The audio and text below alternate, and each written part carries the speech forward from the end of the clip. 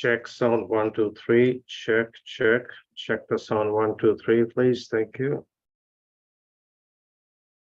Check sound. Check, check, check.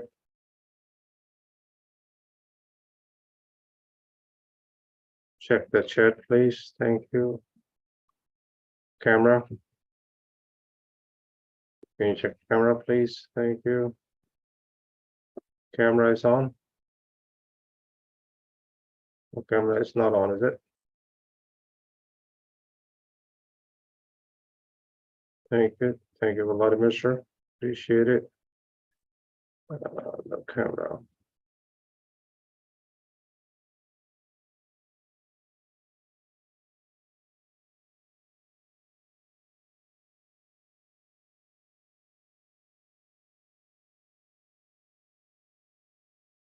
Can you see the camera? Thank you. Camera looks good. Oh, we have plenty of time to start. Yes, do all the check-in, please. Thank you. All the check-ins. Yes. Camera is good. Sound is good. No need to adjust anything. Yeah, it's all good. Okay, thank you.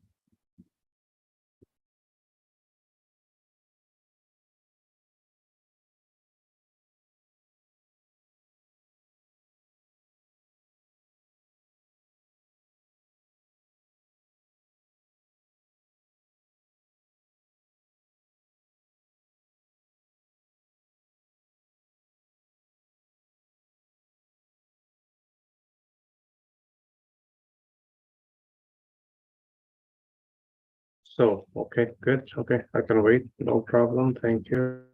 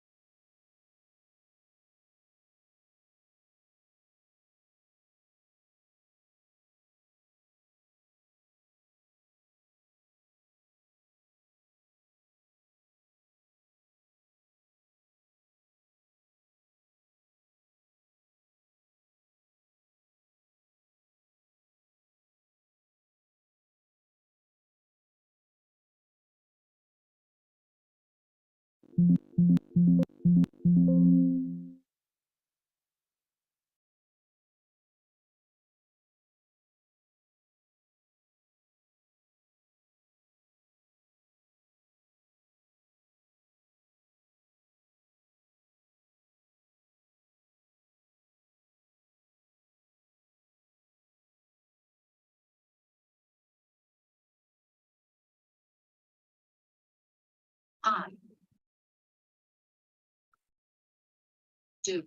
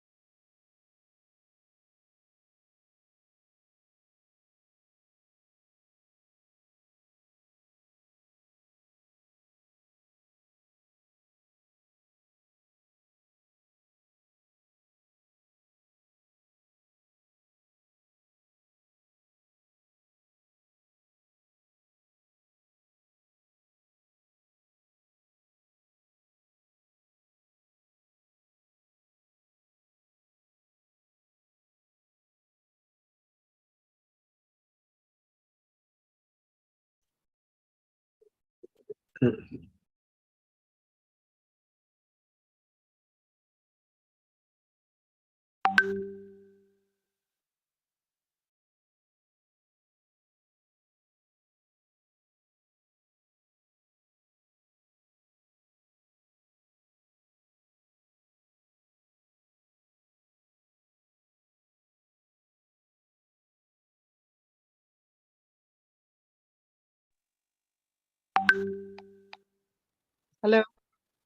Hi there, how are you? Good. How are you? I'm good, thank you. Just want to check the volume. Can you hear it loud and clear? Yeah, I'm good. What about my voice? Your voice is good. Is your Okay. camera is on or no, Jyoti? Do you want me to start it or leave it? No, just turn the camera on for a minute or two. Okay. Let's see if you can.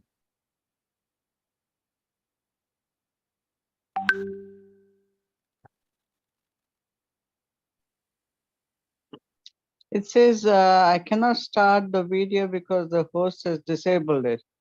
Oh, I see. Okay, no problem. So leave it like this. We will be starting very shortly. No Uh, problem. yeah, we'll start at about 8 minutes after 7 or something. 80 Okay. people come in and we just have a little bit of a conversation here. Just don't mention the name. Were you able Mhm. to help the family out further, or they lost everything? Well, I only did the searches. After that, I was not involved, so I really don't know. Oh, I see. Okay. Yeah, I was not involved with it because I think I forget his name. Yes. Uh, No. Yeah. Umar. Just Mr. Mo, more or less for all purposes. Yeah. They lost everything because all the mortgages were cross collateral, Yeah, they were blanket mortgages. blanket mortgages. Yeah. So and they made too many mistakes from day one, and there was no asset protection. There was no security bearing. I mean, they made every possible error one can make, and certain things you can only help to somebody at a certain level. Yeah. For that, there is a fine line where you can't or you cannot help those people out. Yeah, and what happened? Like they were. They lost the house. The house was repossessed immediately. What And about other properties? They were I able. think they lose them all altogether. It's just the fact is, this just the beginning of the nightmare now, Um, because of cross collateral, and that's number one. And I do believe that there are other, because they have signed as a, they signed on all the properties individually. So wherever there is a deficit, the lender will go after them and sue them for the deficiency judgment. oh And God. whatever they have, every asset they have, I believe they're gonna have to start with a clean slate and possibly even file a bankruptcy. So this So, is normal right now. A lot of Canadians are going through this because they have spread themselves way too far. They bought way too many properties, now realizing it. mm-hmm. And unfortunately, that was kind of very sad to see. A family is going through so much and losing it all. Mm. Uh, So they have a place to stay or they don't? I think they might have to rent a place or something. They have another rental property where they believe that their ownership is 20%, 80% owned by their grandmother or somebody like this. But we Mhm. do not know until we have more information. Our intention was to assist them, and when people hide information and they don't provide you enough information, we could have been bit better for them if they would have come out clean. Our investors went down there to help them out. Yeah, they should have been cooperative. Well, that's unfortunate. People are afraid, scared, and sometimes, it's not very pleasant. Now, we also have online, I believe, Randy as well as Jerry. I hope Jerry is already on the line as well. Okay. So, Yes. so there'll be quite a meeting tonight because too many things on the go and a lot of chaos in the market. As a matter of fact, uh, every news is a bad news kind of thing. On the other hand, there is definitely a silver lining to this time. A lot of opportunities have opened up, and a lot of other stuff is happening, which is a little bit on the political side. I prefer not to go on the political side, uh, which uh, which is which is going to pop out pretty soon. That who are these people who are getting the land and how they should be investigated, and from this green belt. And there are some great news in one way. It's a matter of who do you speak to and who are you talking to, and it is what it is. We'll be starting, but in another 5 minutes. Okay, or do you want so. us to stay on or? Yeah, you guys log- know you stay on because you already you have moved to a panelist channel. Okay, that's good. Yeah, so other people can. If anybody have any questions, feel free to ask a question. We have online Jyoti Chaudhary, who's the lawyer, real estate lawyer. We have Jerry Hogenhout, who's a CPA and a tax specialist.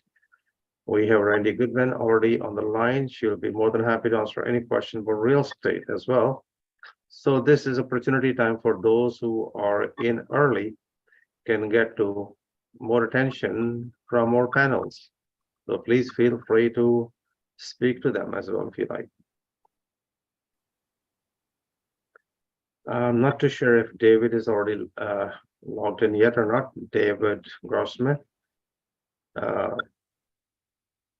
Really,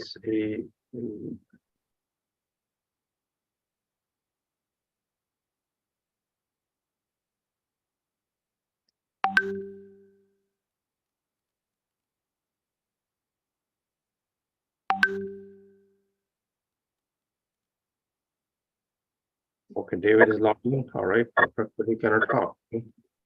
Well, we'll allow him to talk whenever he is ready.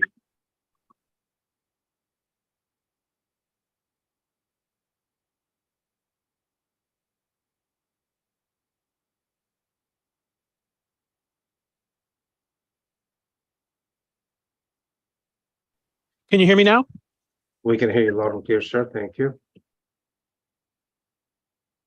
Are you all good, David? Sorry, can you hear me okay? Yes, we can hear you. This is David Grossman, right? Yes. Okay, perfect, sir. Your just name came as only David. It's sort of David Grossman. It's a little noisy where I. Okay, no problem. Well, you can be on mute if you like. Okay, I'll do that and I'm ready any. Sure. We're gonna start at 7:08. And Perfect. yeah, we have two different discussions on panel discussions today. Okay. So it'll be a little bit fun to have an ideas, and I may gonna even see if we could have some input from others as well. If anybody want to do their input. Okay, so I don't know how long I can stay on. I could probably stay on for like a half an hour. Okay, no, what I want to do this one is after the introduction, I'll get you in earlier. Okay. So we thank can you. have different panels and I can just move around everybody else around. Okay, thank you so much. No problem, sir. Okay, pleasure. Does anybody have any questions? Please feel free to. Oh, There's a Q&A question for David if he wants to answer it. Okay, let me see if I can see it. Hang on. maybe you can read it for him, Randy, if you like. How high do you expect the interest rates to rise? 8, 9? Well, the word is that they could go up one or two more times. So, hopefully that's it. I mean, listen, do we know what's going to go from one day to the next? They tell us the rates are at the top and they're going to come down, and then a week later tell us the complete opposite. So, inflation has started to come down, but they want it to happen more aggressively. So, I mean, at least we're moving in the right direction. We're heading down with inflation. So that's positive news. So hopefully it's not more than one more increase, but they say maybe two. So, not something we can control, unfortunately. We got to roll with it. Is that answer your question, sir? All right. Is there any more questions here, Joe?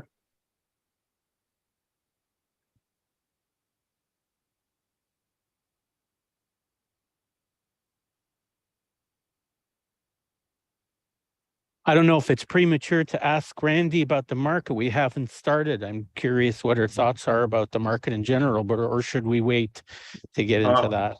That's gonna what I'm be- gonna be talking about. We're gonna start very shortly, just Yeah. another minute or so. And Okay.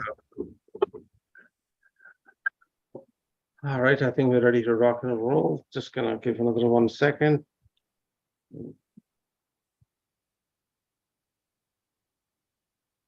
Well, good evening, ladies and gentlemen. Tonight is the night for our monthly networking meeting. We have been doing this meeting since April 2005. Once a month, never missed one. Consistency and the so-called dedication from all of you, and we are here to help and serve you. Tonight is going to be a very interesting topics. A lot of uncertainty in the market, a lot of so-called chaos. Any news is a good news and bad news, depending upon who we are talking to. But we're going to dive into it very quickly.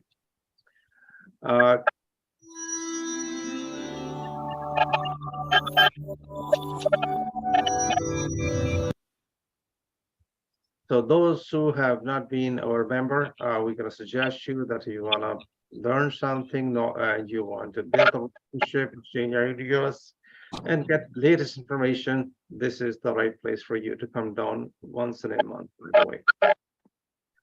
So something I always suggest, that something we have always done well for many, many years, the best time to be a Canadian real estate investor, and when during the worst time in the market. Right now, you'll find there are all kinds of opportunities out there.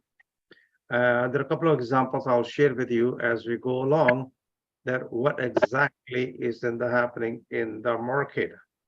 So those who want to have their wholesale deals, they they're looking for JV partners, they can send information ahead of the time, and we'll be happy to share with all of you.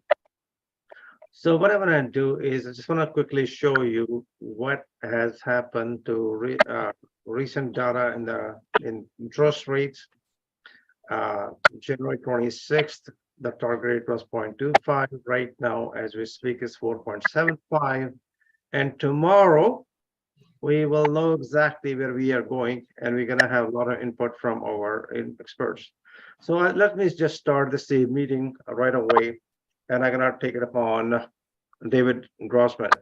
David, do you think that there will be more interest rate hikes on the way, especially maybe tomorrow and possibly in September? Yeah, what I'm hearing is that there's about a 65% chance of a rate hike tomorrow. And so that is likely, and possibly a further increase in September. So that is probable. Do you think the rate will go up by 25 basis point, 50, or there's no change tomorrow?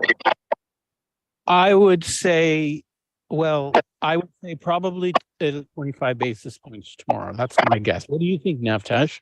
Okay, I'm going to ask the same question to Randy. Randy Goodman? Yes. What do I think? Do I think it's gonna go up? Yes. Probably. It probably will go up a little bit. If they're gonna make an announcement, most likely We're gonna raise it. Can we ask Jyoti to mute herself, if that's okay? Because we're getting a lot of feedback there.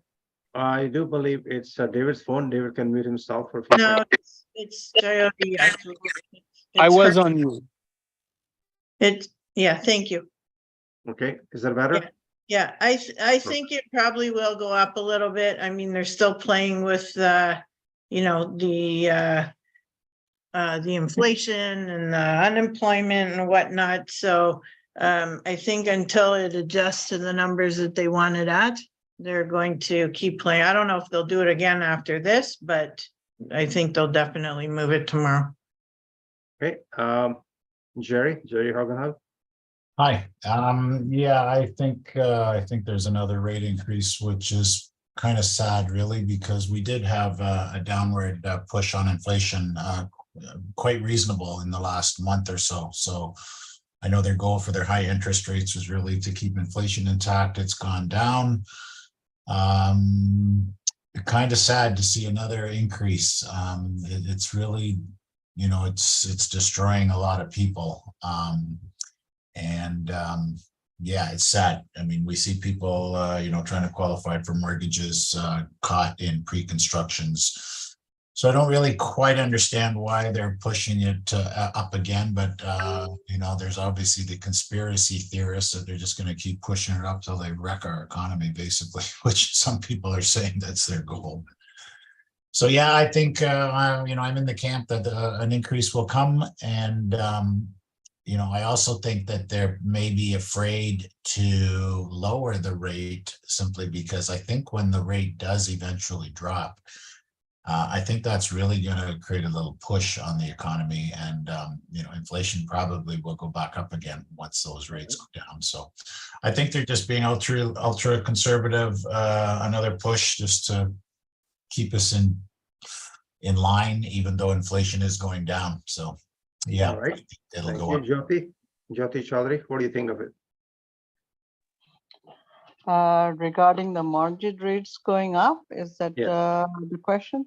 Yes. I am hearing that it's going to rise in the month of July, but I'm not a mortgage expert, so I won't be able to really comment on that or any further increases. But I would certainly hope that there are not too many, because like my colleagues just said, my friend said, it's, you know, ruining everybody's lives and ruining the economy. So I would hope that the increases are not there in the future.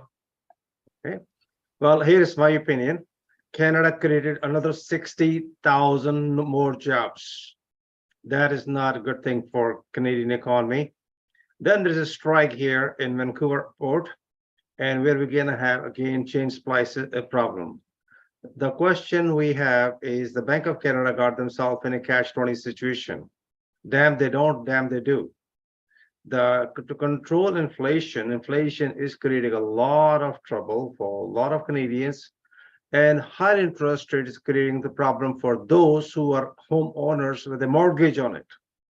Now, inflation is affecting everybody, and unfortunately, they don't have much of a choice. That's the only tool in their toolbox to control the inflation.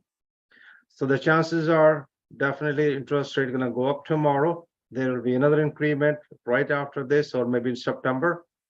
The reason being simple, they need to figure it out, the impact. Now, real estate values have gone up till June.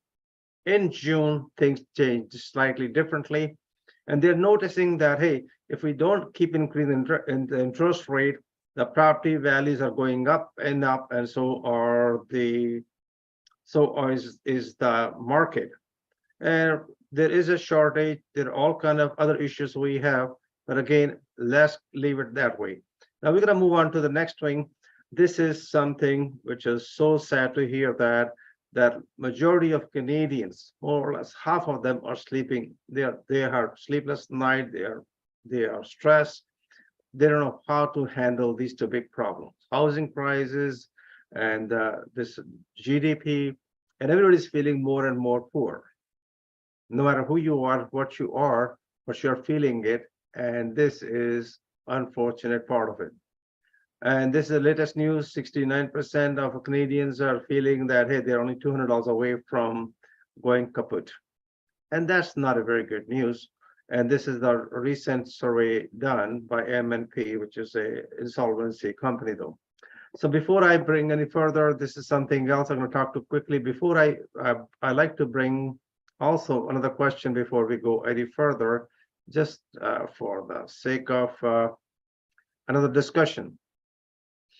And this discussion is more geared towards Randy Goodman. Randy, I want you to be in charge of this panel. Is the GTA housing market have lost steam in June 2023? The house sales are down, the prices are down, and please share with us what's exactly happening with GTA market. Yeah, so you mentioned it's very interesting that things were looking so bright from January to May, and June we had this little drop. So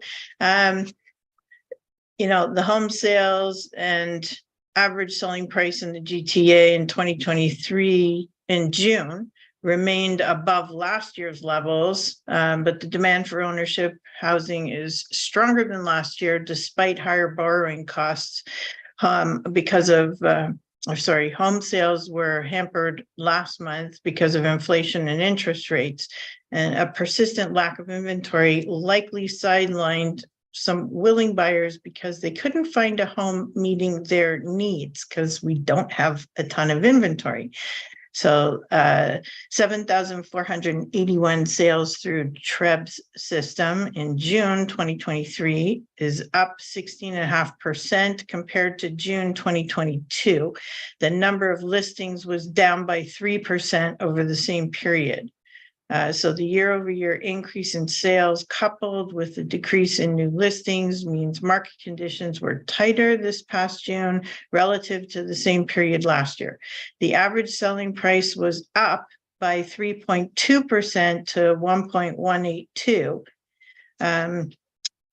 A resilient economy, tight labor market, and record population growth kept home sales well above last year's lows. So the TREB CEO says GTA municipalities continue to lag in bringing new housing online at a pace sufficient to make up for the current deficit and keep up with the record population growth. Leaders at all levels of government, including the new mayor-elect of Toronto, have committed to rectifying the housing supply crisis. We need to see these commitments coming to fruition immediately or will continue to fall farther behind each month. Other things impacting the housing affordability are taxation and fees associated with home sales and construction, as well as the general level of taxation impacting households today. So there's, quite a little difference. We're seeing the impact right now. I got a question for you. Yeah. How is the condo market doing right now as we speak in June? To my best understanding, people are shying away and condo prices start coming down quite a bit as well. Is that correct? Yeah, so I actually have it open here. The condo sales stats are down 43% year over year. Yeah, it's huge. It's huge. Quarterly, they're down 11%. New listings in the condo market are down 20%. And they're sitting on the market 125% more. So last year they sat on the market for 12 days. This year they sit for 27 days. So it's quite a big hit in the condo market. Yeah, I do believe the condo, because there's no more expansion, there's nothing you can add or distract. All you just got is a pigeon box. And just to confirm and more or less share a little story with all of you, there is a condo came in the market for sale, which was a Trump Tower. It used to be Trump Tower. Somebody bought it for $2 million, and then they decided to put it back in the market for 2.5. It didn't sell. Right now, the same condo is for sale under power sale for 1.5, and it's not moving. Mhm. So this gentleman, whoever this person is, maybe bought it for whatever reason is, but the word on the street is this person bought for speculation, hoping to make $500,000 quickly. But because of the market shifting and it's a little bit high-end condo, the gentleman is gonna lose maybe $500,000 to $800,000. Yeah, it's terrible. Well, it is speculation is when people do not follow the simple strategic investment strategies to invest for the long term, and they're just going to go for, hey, I want to become rich overnight. It sometimes doesn't work that well. All right, what we're going to do is I'm going to take David first because I got a bunch of questions for David, and we will get back to you shortly. Okay. David, come on. I am here. Okay, David, I'm gonna skip this one. So this is something sure David can share with you. One of the most popular bank in Canada is called Mom and Dad Bank. Anybody heard about it? 41% Canadians are utilizing them for the down payment. 19% or 20% are using them for monthly payments, and 51% are utilizing as gifted money for the down payment. Isn't that a nice bank to have? Wonderful. Yes, this is what it is, and this is social roll the page. So how this 5-year, this mortgages are changing from 25-year to 60 years. I heard 70 years and 90 years amortization. How are they affecting people? We're gonna get a little bit more information from David.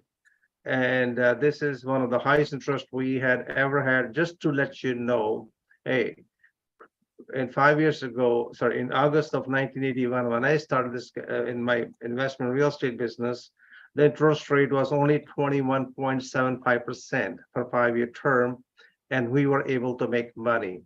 So if you're an investor, a interest rate is a relevant term, but it can be worked around. So to enlighten us all this, we are going to get some information. By the way, there is a body called FCAC, and they have given instructions to the banks not to pull the plug. So David is going to enlighten us exactly what is happening right now. David, all yours, my friend. Okay, thanks, Navtash. I have to ask you, last month you used a great term, and I was trying to remember what it was. It was like fake and something, you know, No. the fact that Extend and pretend. extend and pretend. Yes. That's a good one. I have to use Extend that. amortization, pretend everything is okay. That is a really good one. I've got to remember that. Anyway, so yeah, well, you hit the nail on the head. So they don't want a massive run of defaults. I think, you know, Jerry said too, it is sad, but you know what I think you have a divide, unfortunately. The old saying, or maybe it's the name of a book, I don't know, the rich get richer and the poor get poorer, because we're talking about all these defaults. We're talking about people being $200 away from going bankrupt, yet people are still buying houses. And until June, apparently house prices are by and large are continuing to go up. So somebody's got money. And yeah, I mean, I think that people, especially who bought a house 10, 20, 30 years ago, are sitting on a lot of equity, and they want their kids to get into the market. They want their kids to ideally live close by. And I mean, you know how long it takes if you're making $80,000 a year to save up $200,000 for or more for a down payment? I mean, it's virtually impossible. I see so many young couples, like there's no way. There's just no way. So they need help. And I mean, that previous slide shows like what other way is there to get into the market for a lot of young people, especially if they don't have that kind of help.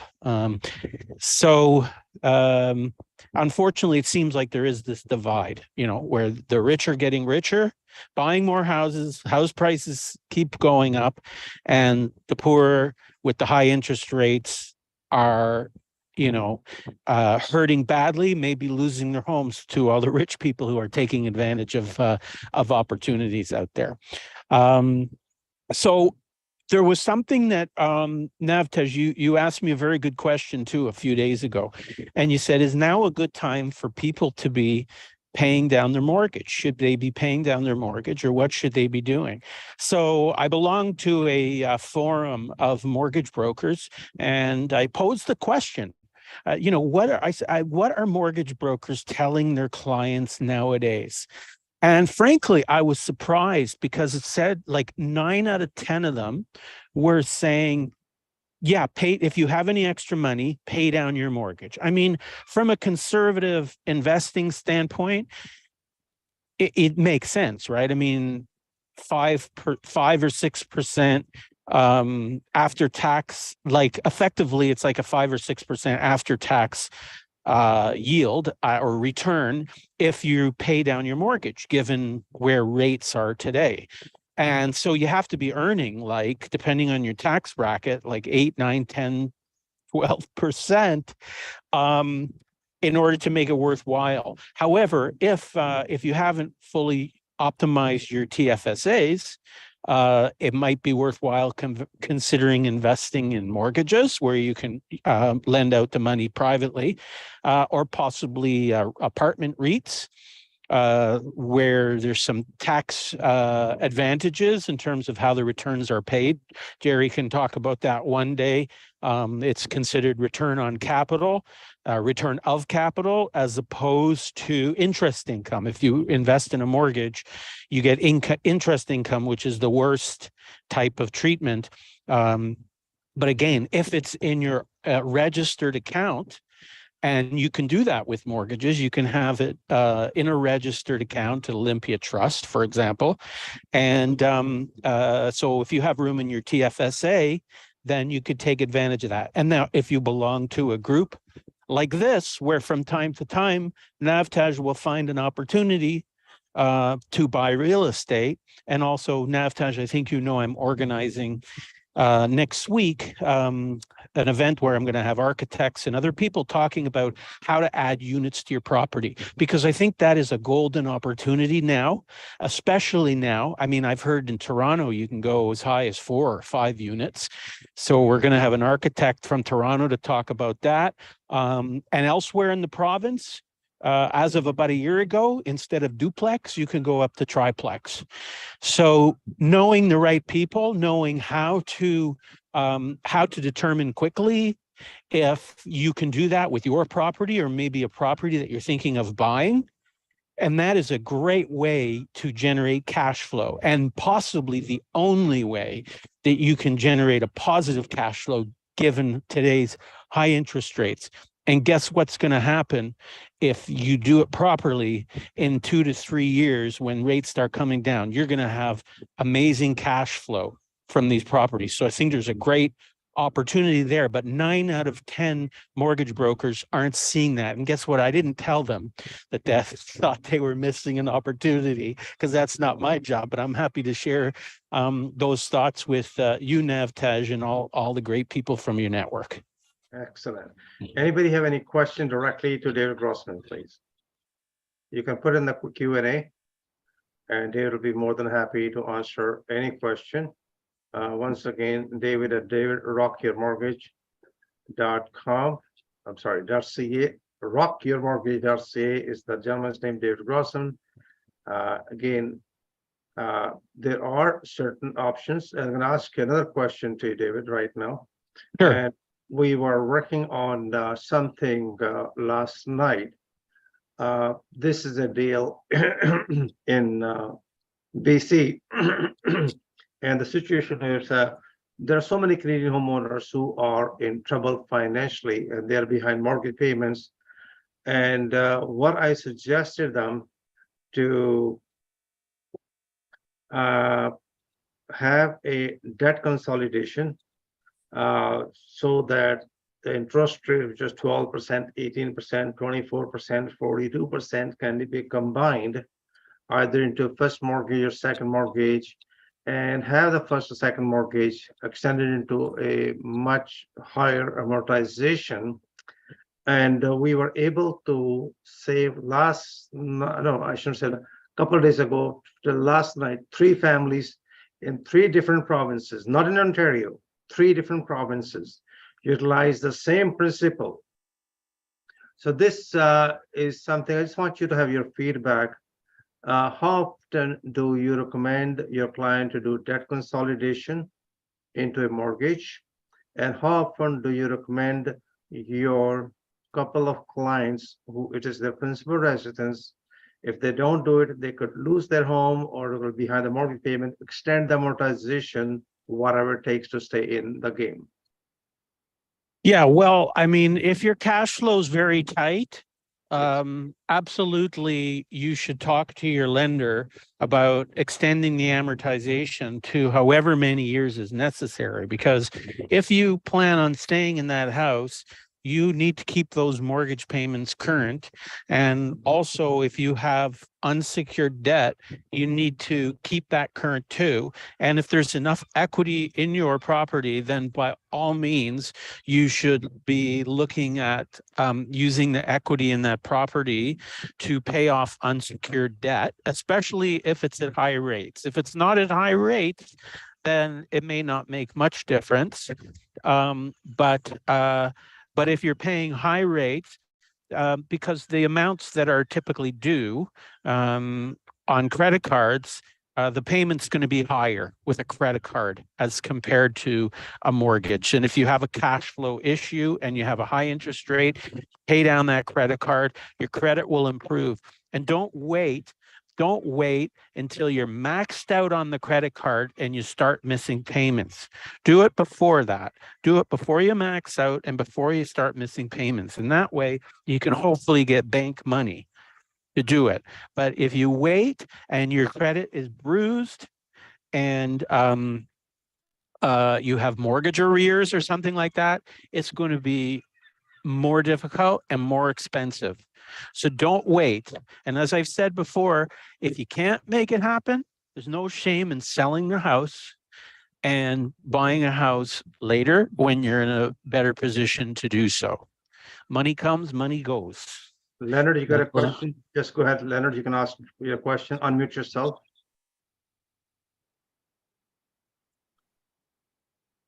In the meantime, David, there's another question for you in Q&A. Okay, yeah, I'm not able to see the Q&A for some reason. I don't know if you can read it to me, please. Okay. What's the safest place to invest in mortgages from TFSA? And what are you expecting returns on this money, though? So I work with a MIC, a Mortgage Investment Corporation, and from time to time I have mortgage deals that I'm looking for private money on, but I have like a lot of people who want to invest in mortgages. So I tend to go back to the more experienced investors who I know can make decisions very quickly. But there are good mortgage investment corporations out there. You can earn, I believe, safely around 9%. There's a fund that I work with. They're almost all first mortgages, and the loan to value, average loan to value is around 70%. So 70%, that means that, total debt on a property is about 70% as a percentage of the property value. So there's plenty of equity. So they're not high risk loans by any stretch, and they are TFSA eligible. I got another question from Leonard. Do you think people should pay off their mortgage now? Now, this should be answered in 2 different parts. Number 1, should you pay off your mortgage on your principal residence? That's question A. Question B will be, should you pay off the mortgage on an investment property? Well, That's a good question. There could be tax considerations on either, so I'm not going to touch that part of it. From a tax standpoint, one I assume would be more advantageous than the other. But probably paying down the mortgage on your residence would not affect your tax status. But you know what, I'm going to leave that one for Jerry if he wants to comment on that. But like I was saying earlier, it depends on your risk appetite. And you know, what's the overall, like if you have all kinds of investment properties, like you may already be, you know, fairly exposed. And especially if your cash flow is not very good on them now with higher mortgage rates, you know, the only other alternative to paying down the mortgages is keeping cash on hand so that you can make sure that you can service that debt, right? Because you can have you can pay down the mortgage, but it may not affect your mortgage payment. So every situation is different. It depends on your personal situation. It depends on your appetite for risk. Excellent. Gentlemen also want to know, Leonard want to know your seminar on July 19th. It will be held in Wasaga Beach. Yeah, so it's going to be a broadcast and in person, so people can watch it online. And it's going to be 11:30 a.m. on Wednesday, the 19th. And it's interactive. And so if anybody, if you send me an email, then I will, and say to me that you're interested in the seminar, then I'll reply to you with the Zoom link so that you can register. Or you can simply text him right now at 416-876-2031. That's David Grossman. David, you still have a bit more time, or are you going to be gone? Yeah, I got a few minutes if you have Okay, anything. perfect. All right. Yeah. Thank you so much, David. Thanks very much, everybody. I'm going to ask Jerry Hogenhout about the same question. Jerry, if you can please enlighten us. What are the advantages of paying off the mortgage on your principal residence? And also, same question for investment property. Jerry? Okay, well, listen, we all want to pay off our mortgages. Is that the smart thing to do with your money? Maybe, maybe not. A lot of it really depends on each person's own financial situation and structure. There's a couple of things, though, that are pretty common. When we look at paying down debt, we want to pay off non-deductible debt first. We don't really, it's not as advantageous to pay off deductible debt. So what I mean by that, let's just keep it simple. You own a house and you have a mortgage. And let's say you also have a rental property and it has a mortgage, and now you have some excess money to possibly pay down a mortgage. When we look at the principal residence, in most cases, that mortgage on the principal residence is not tax deductible because the money was not used for investment purposes. When we look at the rental property, that mortgage is tax deductible because that money was borrowed for investment purposes. So just in that simple scenario, if somebody said, well, I want to pay off some mortgage, I would certainly say, if paying off the mortgage makes sense, I would certainly say, well, pay off your non-deductible debt first. And which leads me to another point that when people are thinking of paying down mortgages, I'm a real advocate that, you know, if you pay down your mortgage, you should be able to still access that money if you need it. And with traditional mortgages, we can't do that. If we had a mortgage and you have a prepayment clause, most of them do, you use your excess cash to pay down that mortgage, we can't access that equity anymore, not immediately anyway. We need to go through a whole reapplication process. I always like for example, Manulife One, any of these banks that offer full lines of credits. I don't even like having a mortgage. I'd rather have a line of credit. So for example, back to the example I had, so you have a house and you have a mortgage on it. I'd rather have just a line of credit. So let's just say your mortgage is $300,000. I'd rather have a line of credit for as much as the bank would give me at the time that I made the mortgage application. Let's just hypothetically say I qualified for $500,000. but I only needed the $300,000 mortgage, I would want them to give me that $500,000 line of credit. I wouldn't use it. I would only use the $300,000 I needed in this example. Now I have some excess cash. I pay down $50,000 on the mortgage. So my mortgage amount is down to $250,000, but I could still write a check up to the $500,000 line of credit amount. I could still write a check for $250,000 anytime I wanted to. I could still access the mortgage pay down that we did in that example anytime I want to. And I think that's extremely important. Because a lot of us real estate investors, we've been in situations where a deal lands on our lap and we need to react to it. And if we have that ability to write the check without really having to go to the bank because it was set up initially, that gives us a little bit more leverage when we're negotiating that purchase. So again, rule of thumb is, if we have debt, we want it to be deductible. If we are able to pay down debt, we want to pay down our non-deductible debt. And really what I'm describing there is, we've all heard of the Smith maneuver, which is really moving non-deductible debt over to deductible debt. And in simple terms, that Smith maneuver, every time you make a mortgage payment and pay down the principal, you would take that principal amount and invest it again. And slowly and surely, your mortgage that started to be non-deductible becomes a tax deduction. So hope I didn't confuse anybody there, but in simple terms, when we are in a position to pay down debt, pay down your non-deductible debt and keep that tax deductible debt in place, instead of paying and keeping the non-deductible debt in place. Excellent. Now I want to take that direction to different altogether. Bit of a painful point, but I still like to discuss it with all our fellow Canadians here. The Freedom Day in Canada. When you tax Freedom Day, when we pay all taxes, we work for all the tax money. Any thoughts about this particular slide tonight?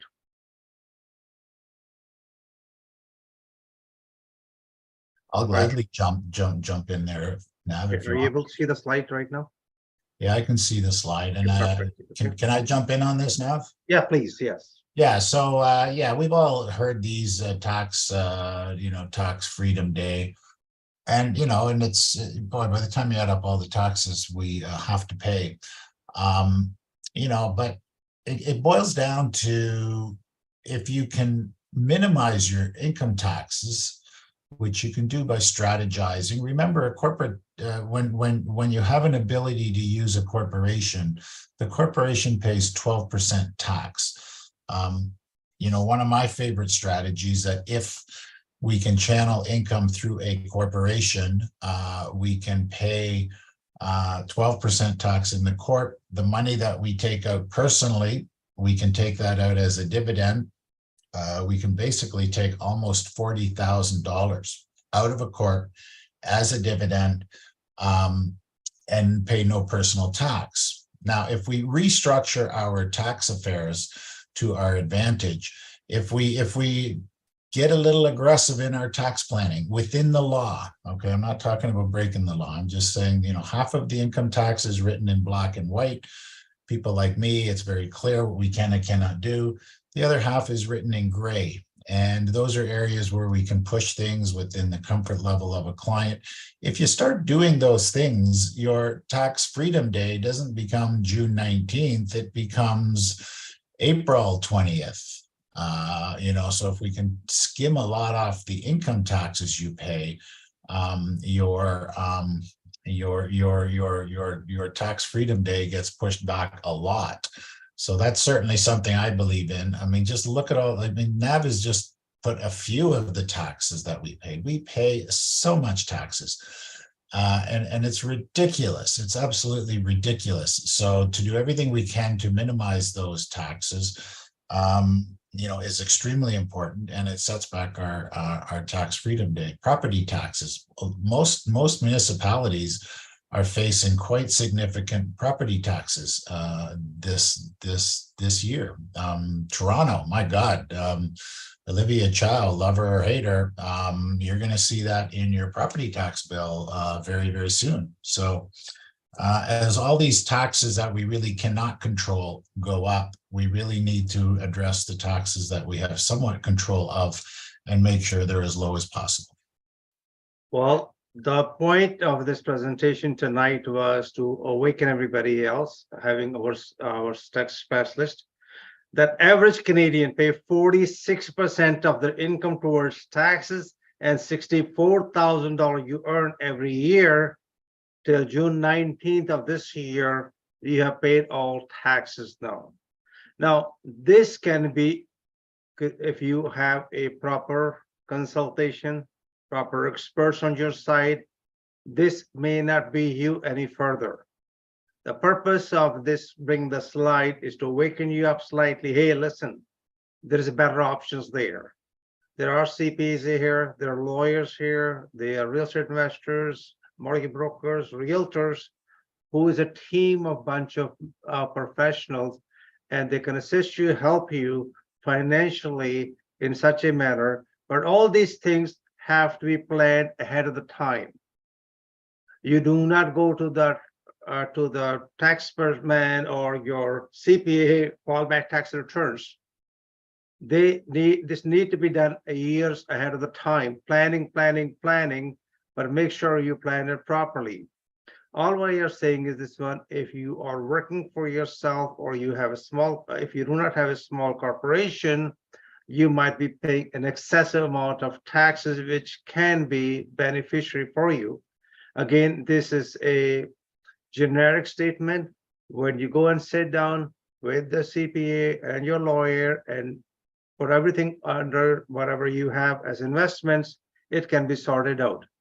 The purpose is, if we can help you, assist you to cut down your taxes.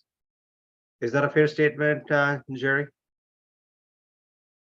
Very fair. I mean, that's just so important in today's world. And that's with all due respect to a lot of my colleagues, my CPA colleagues, I just find too many accountants are not doing what they need to do to save their clients' taxes. Too many accountants are just compliant taxes, meaning, okay, here we'll file your tax returns and that's it.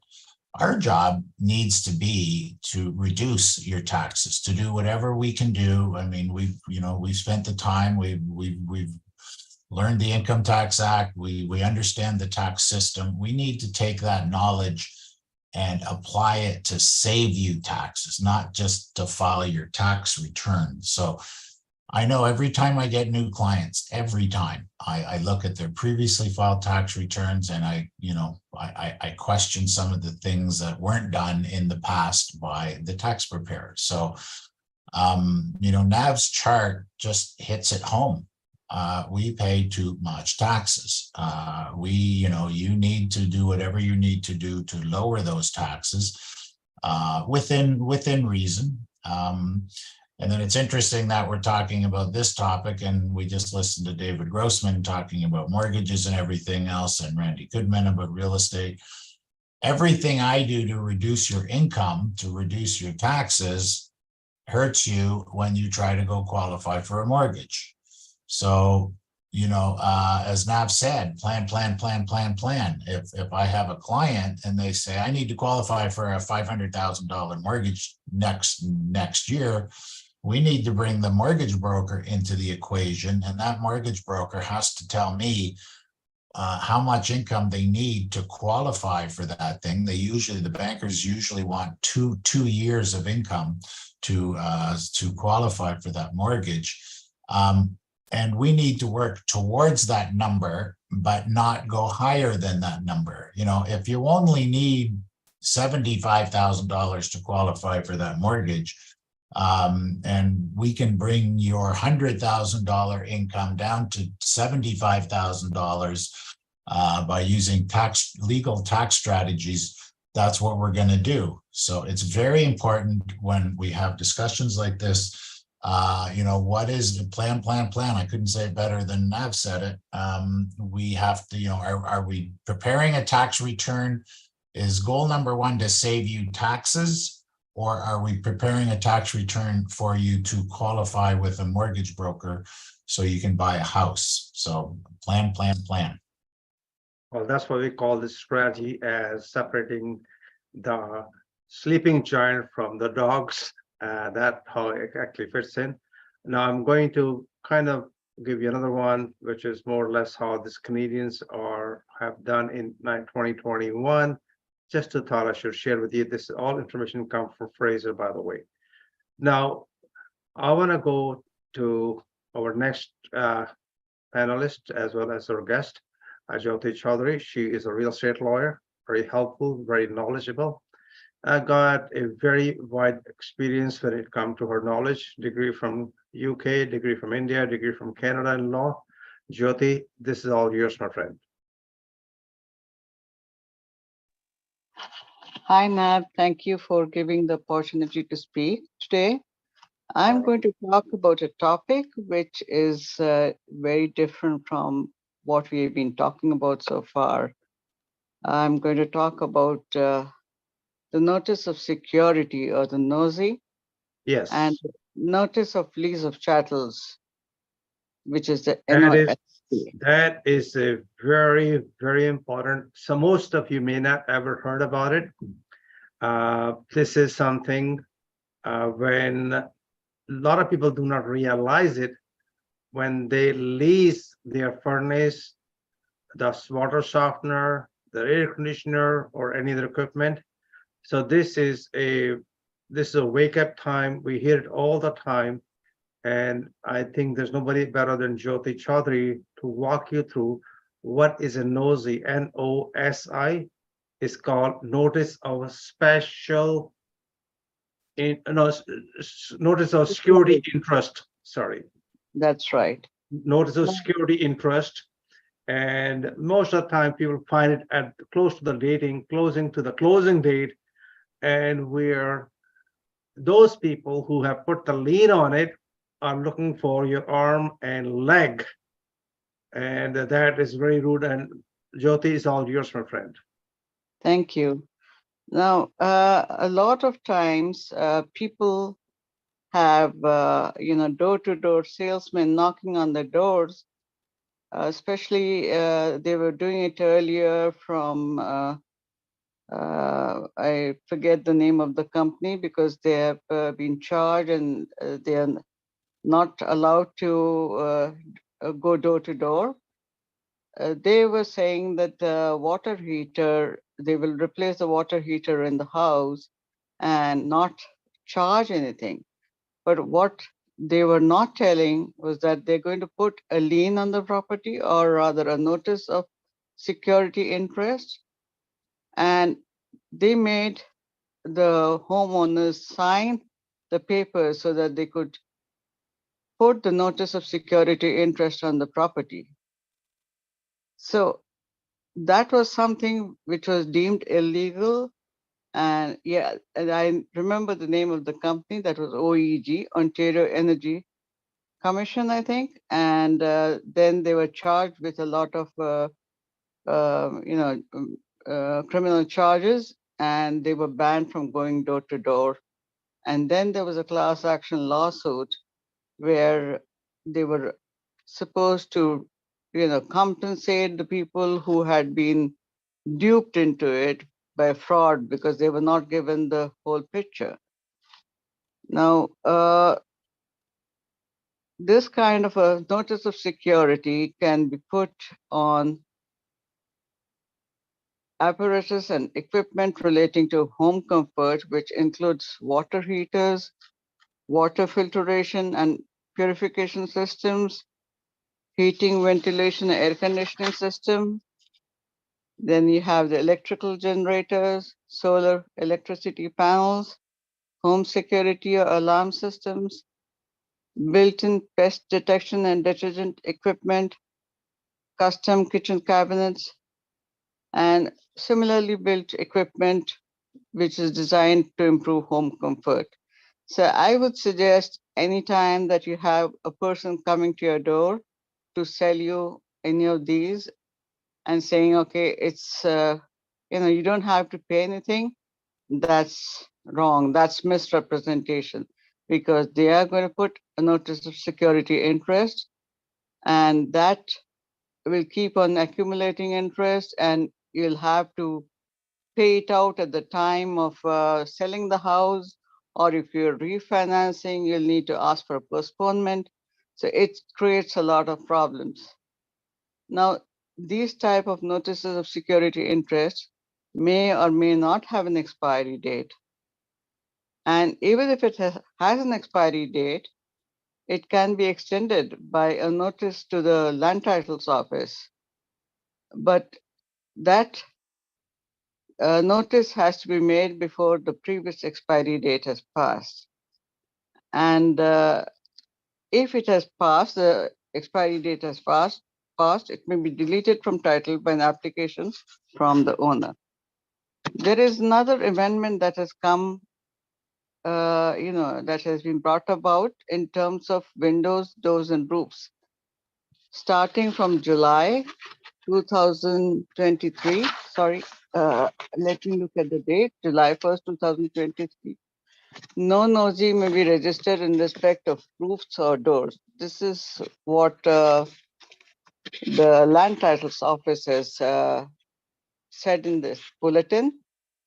And the policy with respect to energy efficient windows is entirely discretionary and may be discontinued at the sole and unfettered discretion of the director of titles at any time if there is evidence of fraud or other malfeasance. So this is with respect to the notice of security interest. And then we have a notice of lease of chattels, which is the NOLC. And this has also been discontinued after December 31st, 2022. However, the existing NOLCs registered before that continue on title. So in other words, anything that is registered on title will affect you at the time of sale or at the time of refinance. And you have to be very careful whenever you come across these salesmen who are trying to sell you goods which you don't need, and they're putting their pressure on you that this is something that's going to give you X amount of benefit. It's going to reduce your utility bills or gas bills or hydro bills or whatever you can think of. And they promise that they're not going to charge you a cent, but at the end of the day, you're paying out thousands of dollars. So this is a warning to everybody not to take anything at face value, what the door-to-door salesmen say, and read the fine print and be aware that they are going to put a notice of security interest, and be mindful of the fact. And before you sign any document, just take the advice of a lawyer, or you call up the Services Ontario, whatever you can think of, but don't sign on the dotted line without expert advice. Thank you, Jyoti. The one word Jyoti said very clearly, before signing any contract, please have it reviewed by the lawyer. Very simple. It costs money upfront, but it gives you the peace of mind. All these things can be complicated for investors, for homeowners, and they become the victim of it. Leasing an equipment, leasing any kind of equipment, or something along the line where you're giving a security is going to cost you, because these people charge you a lease, and the lease cannot be broken. For example, you wanted to have furnace and air conditioning, which you can buy for $78,000. If you have to, you're going to make a payment of $100 a month, but for next 20 years. If you want to pay off early, they want $30,000 from you. So just be aware of it. Hey, in case you want to buy it out, what will be my cost? So most of these things are a gray area. And I've got two different questions I'd like to answer it from whoever is specialist, if David or anybody like to answer this question for you. First question is asked by Pavinder. When do we expect to see normalization in mortgage interest rates? Anybody like to answer that question? David, are you still there? Maybe he's gone. Jerry, Randy, or Jyoti, would you like to answer this question? I'll jump When in. do we expect to see normalization in mortgage interest rates? I'll jump in a bit. I guess the Right. question is, what is normalization? I think the slide you put up earlier talked about 20% more interest rates way back when. Those of us that were real estate investors not that long ago were benefiting from 2% interest rates, if not even less. So one thing I do think is that, the days of 2% more, interest rates are long behind us. I think even though the quick rise in the Bank of Canada rate surprised everybody, I think we're probably in an interest rate environment that's probably more the norm. So when you talk about normalized interest rates, I think we're there. Hopefully it comes down a little bit, but I don't think it's going to go down to the point where we were before. So, 3, 4, 5% mortgages, maybe not even 3, 4, 5, 6% mortgages are probably the norm.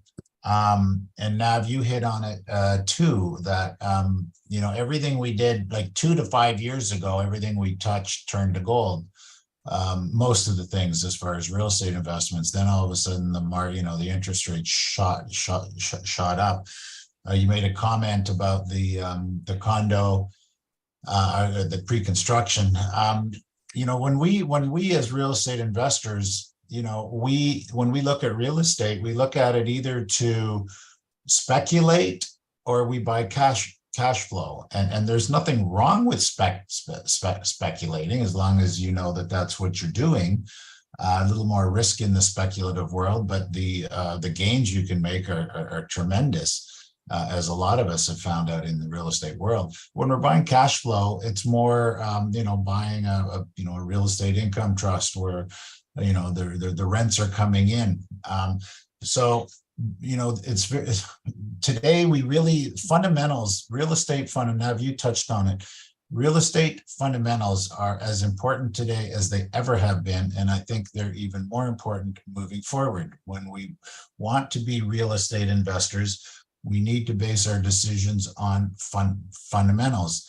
I can't overemphasize the need for real estate investors to have mentors, coaches, people like Nav that can guide you through this maze, and make sure that, when there is an opportunity, are we speculating? Again, that's not a bad word. That's a good word because we can make a lot of money.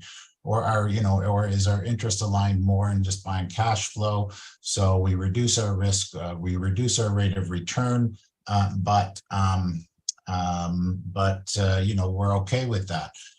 Another interesting thing is, when the interest rates, let's call them normalized interest rates, 4, 5, 6%, as they raise these interest rates, the biggest losers on all this stuff eventually will be the tenants, because we as real estate investors, landlords, will just pass that higher cost of our asset, the real estate building we have, onto the tenant. So we need to make a return on our investments. If it's costing us 6%, we need a rate of return to justify making the investments in the housing that is needed. We're not going to spend 6% to make 7%. That doesn't make any sense. We need to have a spread where it's a viable business model. So if they keep raising the interest rates, the rents will continue to go up, and that's what I see. For the rents to continue to go up, even when the interest rates start to go down again, you'll probably, in my opinion, you really will not see those rents go down, certainly not of any significant value. Maybe the $2,800 unit will go down to $2,700 or $2,600. It'll still be a lot. So, Yeah, so the normalized interest rates, when will they normalize? Yes, there's another rate increase coming. Nobody really, if you had asked us 6 months ago, I think all of us on this panel would have said, we're probably at the peak. One increase, couple of increases since then, another one coming. I think then it will stop because, as I mentioned before, inflation is, the last month inflation went down a lot. So, and why they're increasing the interest rate again when the inflation went down already, I'm not quite sure. And the interesting thing that happens when they raise the interest rates, even though inflation goes down, the cost of everything or a lot of things still go up. When the interest rates go up, it's easy for somebody in business for themselves to go, well, my fee just went up because everything is going up. Maybe inflation is going down, but I think that comment is more directed to the bank rates, the prime rates. So if the prime goes up, it's easy for a business owner to say, wow, I have to raise my prices because everything is going up. Not many people will argue, well, the inflation went down last month. I don't think that's the argument they're going to have. So, I think, if you want me to answer the question, which was, when do we get normalized interest rates? I think that's going to happen in 3 to 6 months. I think we're into a normalized rate, and I think they're going to stop increasing it. They'll probably keep it at whatever level. Let's say it goes up to 5 tomorrow. I wouldn't be surprised if they keep it at 5 for 3, 6, even 9 months. And then maybe if there's a stimulus in the economy that's required, they drop it a quarter point, a half point, and that will, I think, really ignite a lot of activity in the market. That's my comment. All right, thank you. I got a next question for you. This is definitely for you, Jerry. How does one reduce paying for all those taxes when you are earning through T4, not a corporation? Okay, well, first, let's again, if we have the ability. Okay, so if we have the ability to channel our earnings through a corporation, in most cases, that makes a lot of sense. If we are able to do that, the corporation will pay 12% on active income. And then any of the money that we take out of the corporation, this is very important to understand, we get to what's called characterize that income. So when you pull money out of a corporation, we as accountants get to decide what it is you're taking out. Are you taking money out as a dividend? Okay, if so, we issue you a T5. Are you taking money out as a salary or a wage? If so, we issue you a T4. Are we taking money out of the corporation as a management fee or a management bonus? We could issue you a T4A. We don't really need to issue you a T4A. Are we taking money out of your corporation as a tax-free allowance? Okay, we can take money out of a corporation tax-free in lieu of a reasonable allowance for you to provide a personal asset into that corporation. We use that a lot, tax-free allowances we love. We can take money out of a corporation as a repayment of shareholder accounts. So the point I'm making is if we have the ability to flow income through a corporation, we have the ability to characterize the income that you take out personally, and through that characterization of the income, we can minimize the tax on that income. Now, the question is, if we have no other choice, if we cannot channel the income through a corporation, if we work for somebody and we get a T4, not much we can do, okay? When you say, how do we reduce the taxes on that? A couple of things we can do. We can certainly invest into RSPs to reduce your taxable income.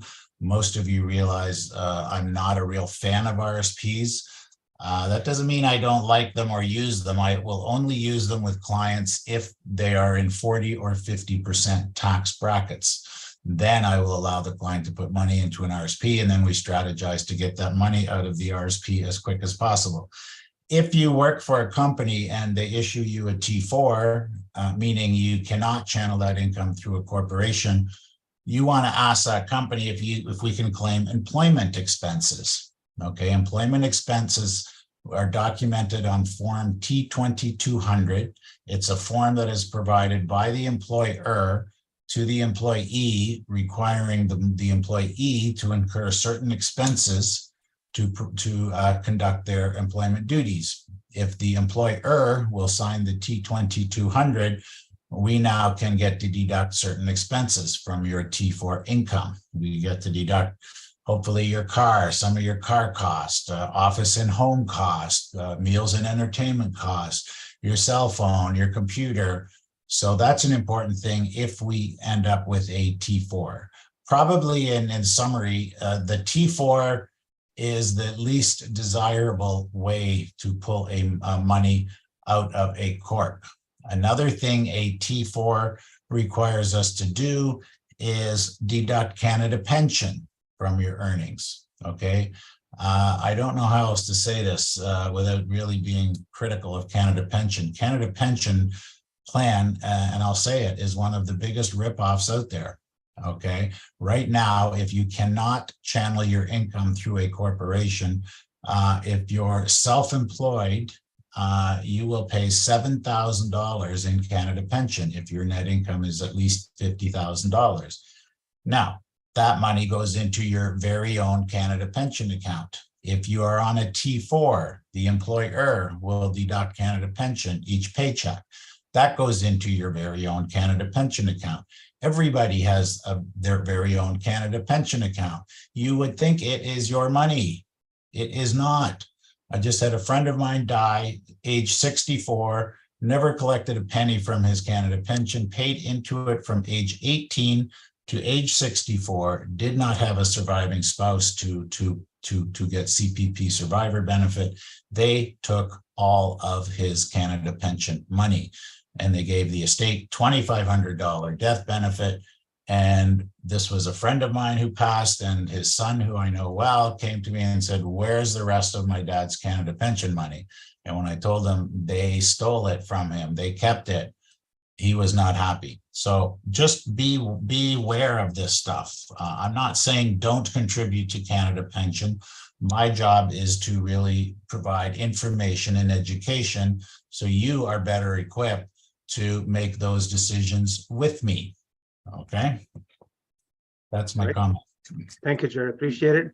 Now we're gonna more or less gonna go back and forth and make sure that we cover everything. Let's get going from here. Just to let you know, one of the best place to invest is, of course, Greater Golden Horseshoe.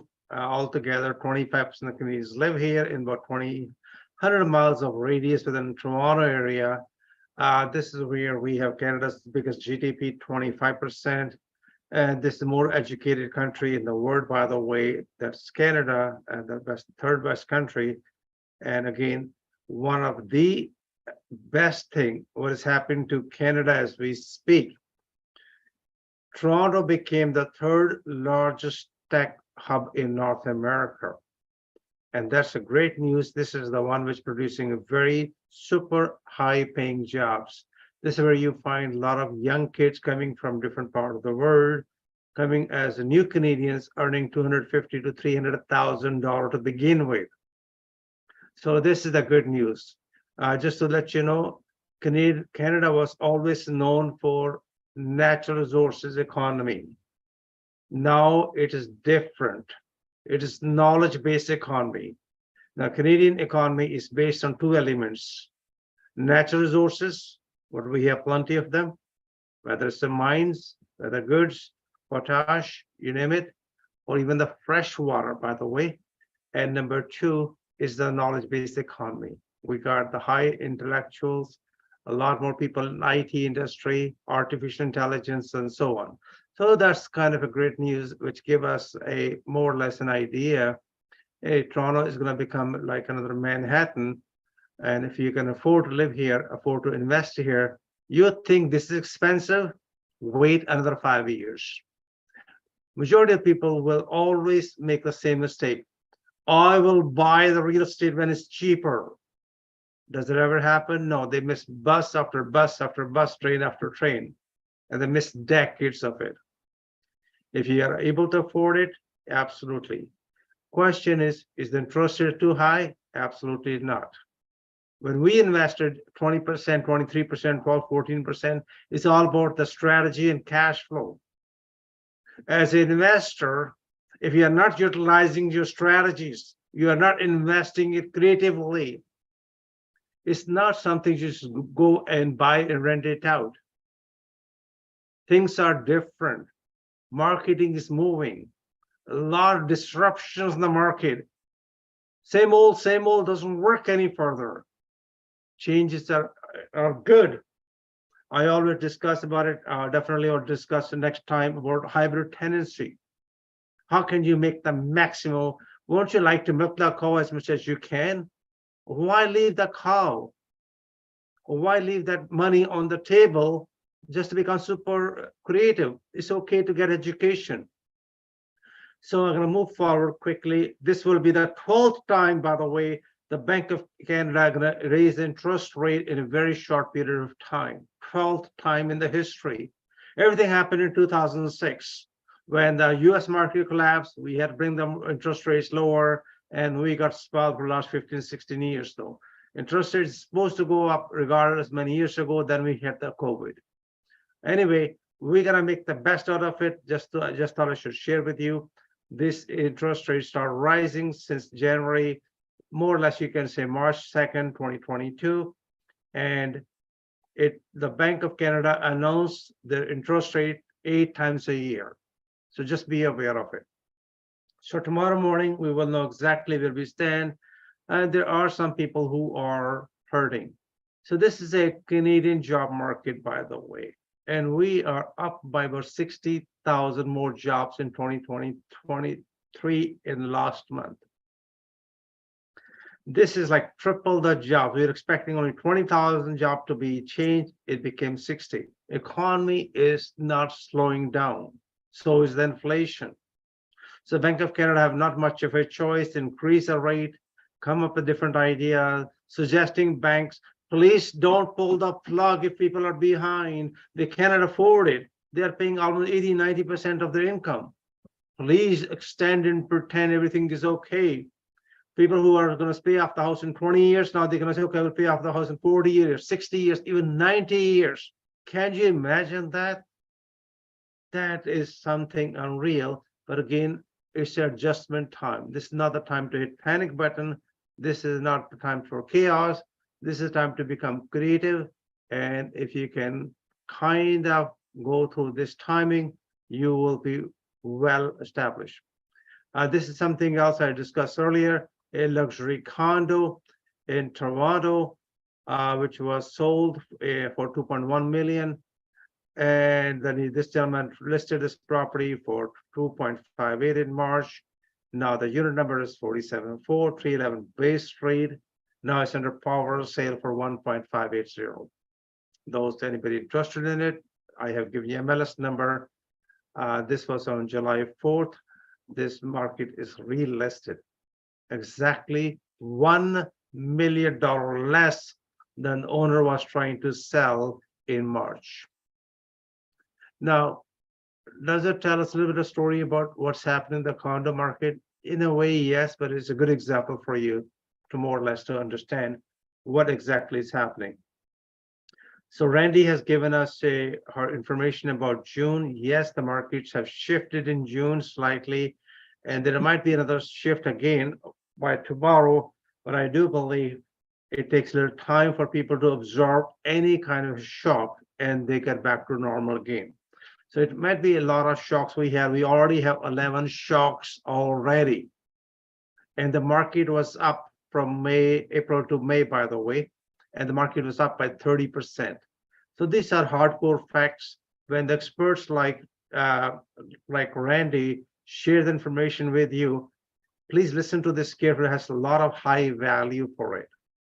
April and May, the market was soaring by 32%. Listen, every monthly meeting have some positive information for you, something to think about it, something you can carry forward though. Jyoti shared the information with us about NOSI. This is very critical information. I'm glad that new legislation is in, new laws are in. Those people who have become a victim will not become victim any further because these things have been abolished now. We discuss about different things as the Freedom Day, that how much money average Canadian pay. You look at average Canadian, look at yourself or average Canadian. Just imagine you're paying about $64,000 in taxes, 46% of your income. That's typical average Canadian family. Yike, that's a lot of money. And this is where you come in contact with people like Jerry, or whether it's Jyoti, whether it's Randy, or whether it's David Grossman. All these people can assist you and help you to make sure that you're on the right path, though. So we're gonna moving forward to 40-year margin. Okay, let's talk about what is happening. Let's talk about good news. Toronto, $1 billion investment. Where is it? We need to have entertainment venue, a casino. This will be opened up on August 1st in Toronto, by the way, 33 acres of land, 328,000 square feet. That's a humongous hotel, world-class hotel, by the way, one of the biggest casino in Canada, in my opinion. This will be, they spent over $1 billion. So this is going to tell us that Highway 27 and Rexdale, that area is going to change. Across from this new hotel, there is a shopping mall, which is Woodbine Shopping Center. I do believe it was under power sale, and there was something on the table, and the asking price for that shopping center was $333 million. The original owner paid about $100 million. It's a humongous piece of opportunity. I do believe that opportunity is a gold mine. If you want to, I'd like to make some statements. Within the next 3 to 5 years, you will find the whole area is going to become world-class entertainment district altogether. Casinos, entertainment, live theaters are going to enlighten up the area. On top of that, horse track as well. This is something I would like to share with you. This is typical, sad, but truthful story of homeowners. I shared this information with you, and people like this have only one option. The option is very simple. If you happen to be in a situation, or you know somebody in a situation where the monthly payments are way too much and there's not much money left on the table for other things, talk to your lender, extend the amortization. When the interest rate comes down, then you can go back and make sure you have option open to it.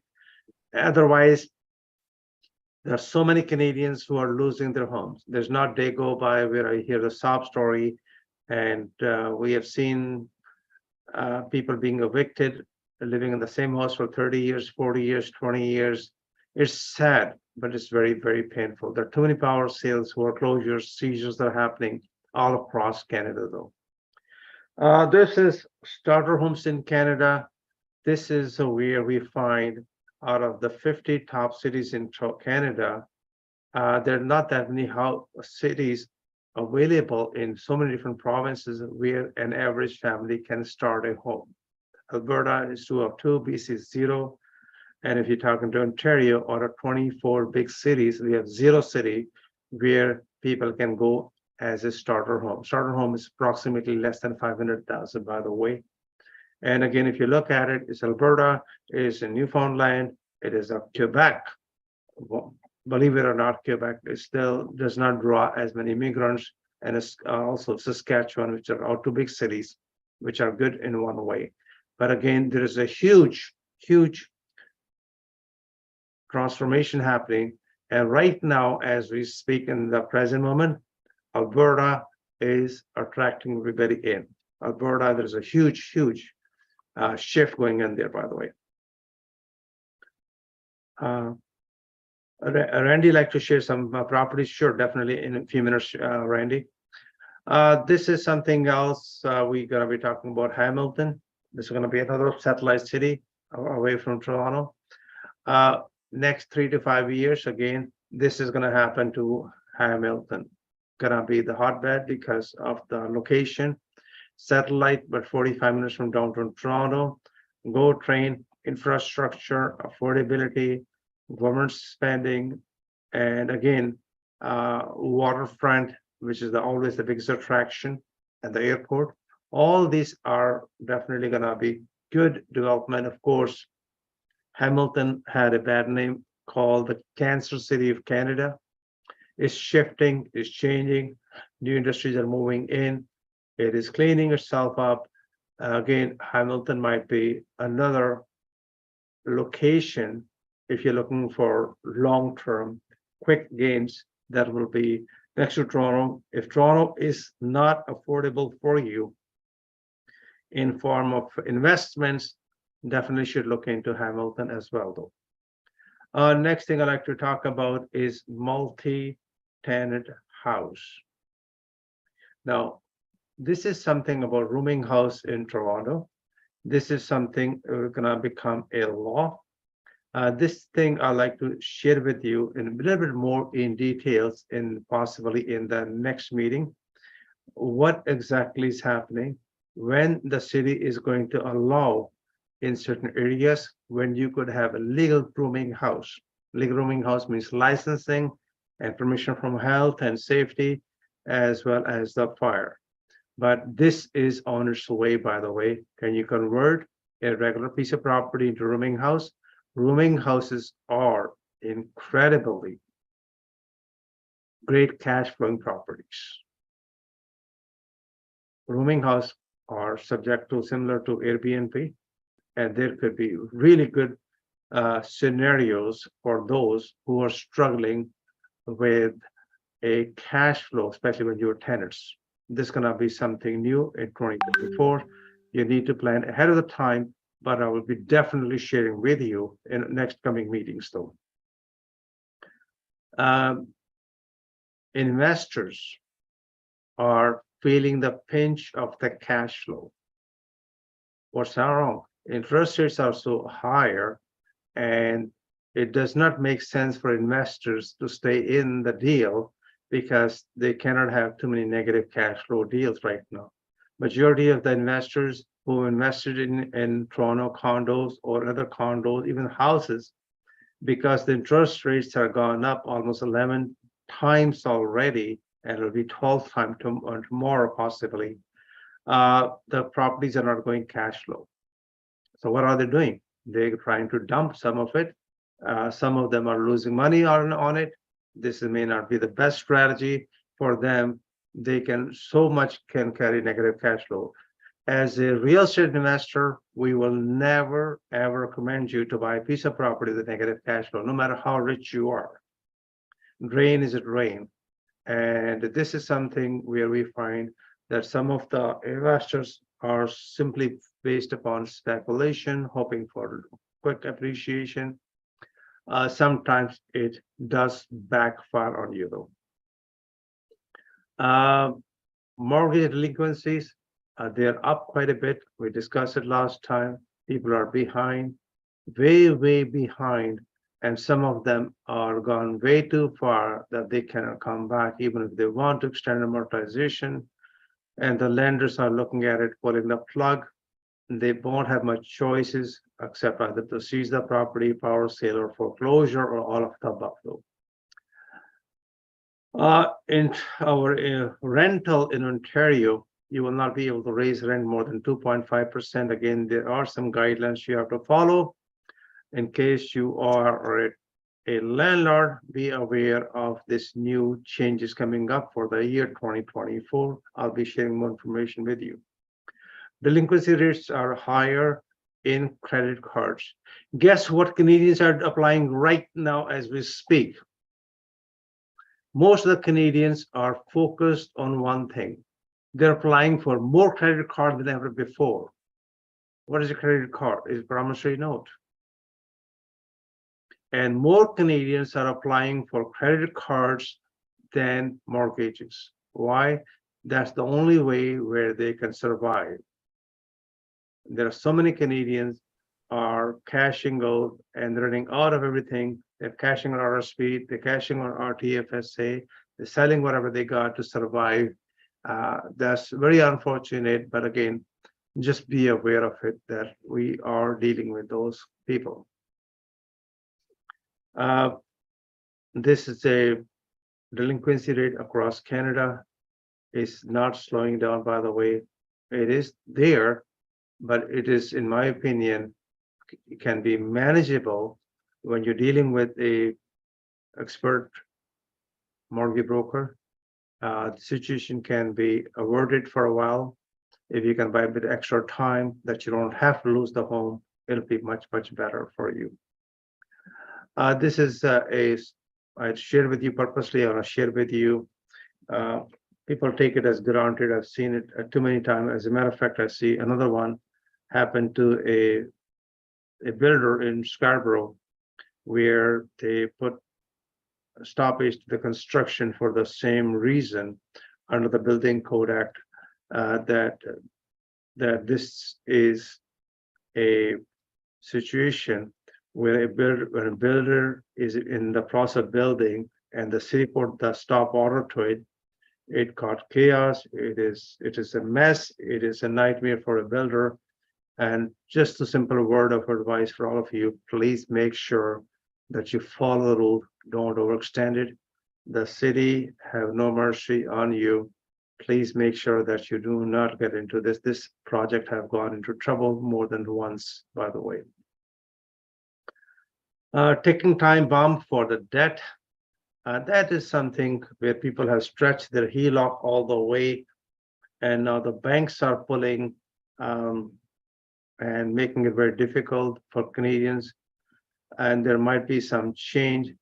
And this is something we will say, please do not utilize your full credit. When it comes to line of credit, credit cards, please not to touch it.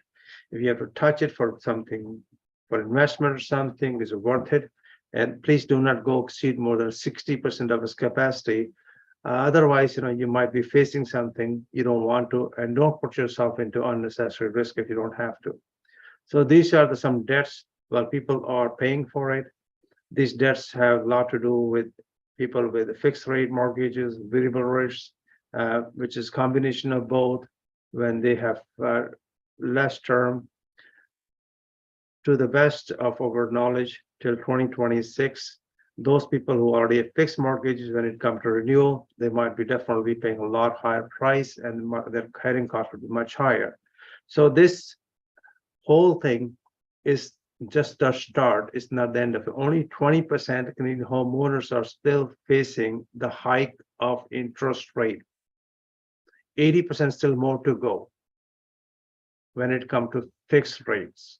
Variable mortgages, people who have variable mortgages are already facing the music. They're facing the difficulties. They are facing all the challenges. And that's very unfortunate. So, but just be aware of it. During this time, there are opportunities for us to invest, whether it's you want to do a joint ventures, you want to do a fractional ownership, or you simply want to buy those properties which are at a huge discount. Definitely opportunity time for all of us in a way. This is something we talk about all the time. Condo investors who invest in condos are reading about it. Why we investing in it? A negative cash flow, hard to resell, or is not selling comparatively, as well as some of the condo corporations putting a lot of restrictions, no Airbnb, no short-term rentals, and so on. So those who have invested in it, there are some buildings which are poorly built, in my opinion, are facing a lot of issues, and there are some insurance claims as well. So be aware of them. There's a list of those condos. In case you are planning to buy one, please do your proper due diligence though. So in case you're renewing your mortgage, of course, you're going to pay a lot more than what you used to pay. And only one way: speak to mortgage agent, mortgage brokers, the bankers, and we'll maybe speak to somebody like any expert, so that figure it out and make sure you have multiple options before you renew it. Put every option on the table and see which option works for you. That'll be the best rate. All the speculators are facing difficult time, and I will share with you the details and the current information of people filing bankruptcies across Canada though. This is a good news, and this is a really good news. If you are in BC, you can turn your property into 4 units across BC. If you happen to be in GTA, you can turn your single family home into 4 units. And the process is supposed to be much faster. Instead of taking months and months, it can take few days, by the way. We are in the process of looking into a few properties which we are turning into 4 units to 8 units, which are right now single family homes. So we will keep you informed. Always talk about your unique benefits. Majority of Canadians don't utilize it. Please go to canada.ca/forward/E and English/for services benefits finder. Please take a picture of this one if you can and check it out, that you are getting all the benefits you truly deserve. Again, please take a picture. If you're unable to take a picture, this session will be recorded. It'll be go on the flippingforprofit.ca YouTube channel, and make sure that you do it for yourself. You're going to have a huge benefit, by the way. We hit 40 billion population, by the way. This is a good news in one way, which is great. Canada needs a lot of high-tech young people in Canada. And definitely we're going to have people come into this country as refugees, as other classification, but there's a deficiency of about 1 million workers in Canada. We need another 1 million people to come in who can become good taxpayers, who are young, and that will definitely help the Canadian economy altogether. Bringing new people in with high tech, ready to come to work or come and take an education to work, is definitely a better option for Canada as a whole, though. We always talk about when the times are tough, when it's a chaos and confusion, this is always the best time to grow your business in a massive manner, as long as you are remaining very focused, you're driven, and you're taking an action which is properly deliberated altogether. Demand in Toronto. A lot of people are shying away from Toronto. A lot of people leaving Toronto. I don't blame them, because they are not in a position to either live comfortably or so on. The new trend have started. Of course, this trend have been on and off, and it has been in the news lately. It's becoming very common, especially in BC. There are 2 families buying one house together, but each can afford 1 million, and there's not that many houses for $1 million there. So what they're simply doing it is their plan is buy the house as 2 people, turn into 4 units, and sell the other 2 units, and hopefully they will make enough money to live in the house for free. So this is a kind of strategy. Does anybody want me to repeat this strategy? I can say it again. If you got it, perfect. If you want me to repeat it, put in Q&A. So this strategy can be done by investors. In BC, you can convert a single family home into 4 units. So a lot of people are doing in BC, especially in Vancouver, the 2 families getting together as joint venture partners, and their intention is to turn that single family home into 4 units and sell the other 2 units to the new people, so that their own share is all paid off or partly paid off altogether. So they're buying the house for $2 million, and they're going to turn into 4 units. There'll be cost, of course, to it, and they're going to get 1/4 of the ownership.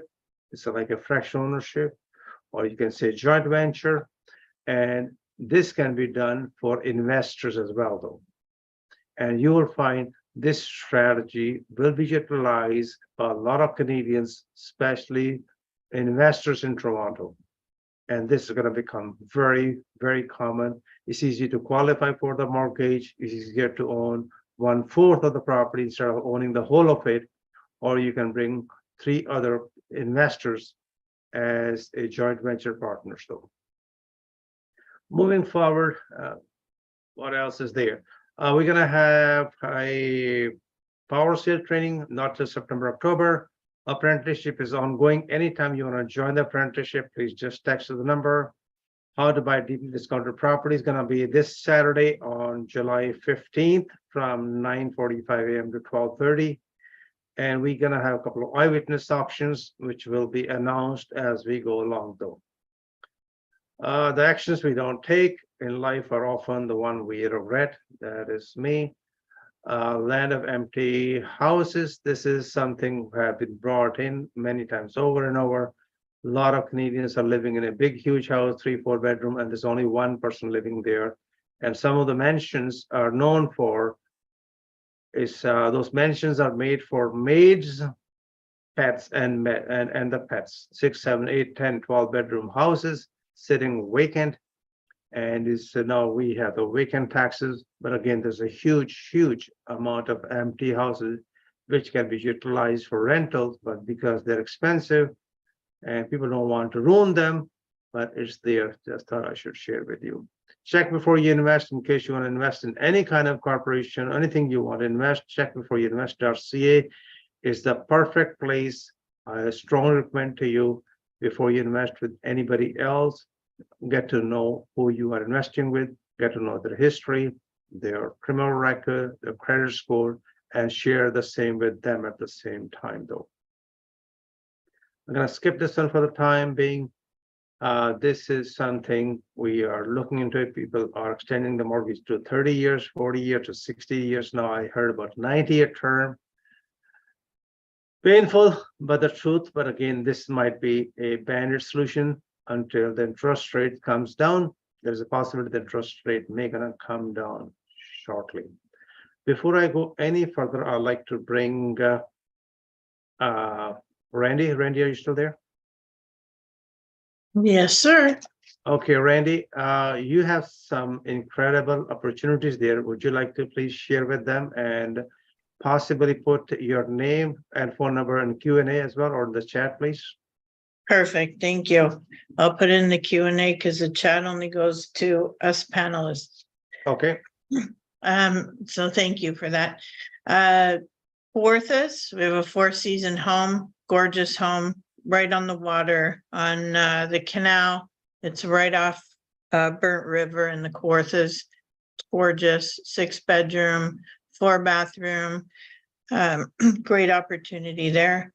We have a house in Thornhill in Uplands. They use the highest quality materials to do a renovation. There's over $450,000 into this house. It's just over 2,500 square feet, finished basement, separate apartment. You know, if you're interested in that, just message me for info. I have 2 plazas in Petrolia, which is 30 minutes east of Sarnia. The anchor tenants are Domino's, LCBO, Vet, Foot Clinic, convenience store, Cairo, really good tenants. Long-term leases, it's just under 1 acre of land, and that's off market. What's the cap rate on that one? Well, at the asking price, it's just under 6, but there's a little flexibility there. Okay. And we have other off-market properties in the GTA, plazas and other things. If you're interested, just reach out to me. I'm happy to share. And then in regards to what Navtaj was just saying is that, you know, for investors to increase their revenue on their properties by adding garden suites or container homes or, you know, whatever the property is going to be. I have access to manufacturers who are building container homes, gorgeous, gorgeous ones, and they're affordable.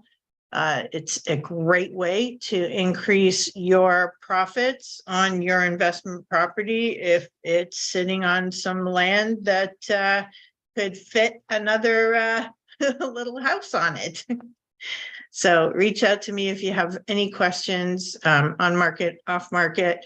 Happy to share. And if you just want information, I'm happy to share that too. I'd love to connect with you guys. Thank you. Now I've touched. Excellent. Can you please put your number and name and email address again, please, on the Q&A? Yes, thank you. All right. So some of the things we also like to discuss a little bit about people who can, where they can afford, where they cannot afford, whether it's in Saga Beach or the Nepean. We are in the process of building 115 houses close to Ottawa. Any investors who's interested in participating who have a 3 to 5 year projection to buy 3 to 4 years for projections, where the profits are pretty reasonable or above. This is a long-term investment. 115 houses. There will be a partnership. Again, you will be a joint venture partner. If you are interested in learning the trade of how to get into land development, being a builder, this could be an opportunity for you. You can be investing X amount of money, and then you go through the process. That's the best way of learning to build houses in Canada. In my opinion, when you do that, it is something very lucrative. It's not open for anybody, by the way. It's open for very few people who are pretty knowledgeable in this industry or who have been an apprentice or so on.